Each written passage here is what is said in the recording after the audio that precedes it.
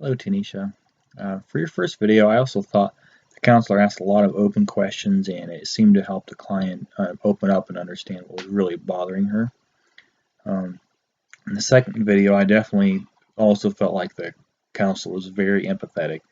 And I'm really glad that you mentioned how surprised you were about her touching his arm because for me, that was something I thought was off limits too. And just kind of nice to know that I'm not the only one that doesn't understand where all the boundaries are. Um, I mean, especially for me as a male, I would just err on the side of caution because males would tend to be the ones that are more likely to sexually abuse. So I would just rather not touch anybody and never have to deal with that. But it would be nice to know where exactly the boundaries are, so when we start doing it, we can know what to do and what not to do. For the third video, you said it sounded like the counselor when he was saying that she was angry, that maybe he was just saying that and putting the thoughts into her head.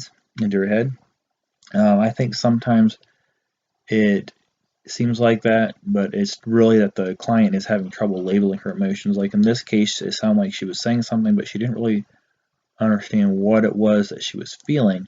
But in the fourth video, I noticed that the client said something, and the counselor said, "Well, so you're feeling angry?" He said, "Well, I guess angry. I wouldn't really say that. I feel frustrated."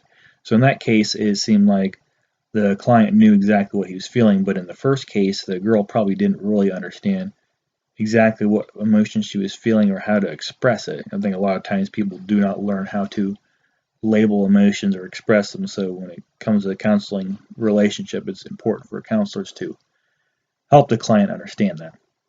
That's my opinion. As far as the last question goes, I also thought the setting was different than what I thought. It was less formal than what I expected, and with the client and the therapist facing each other.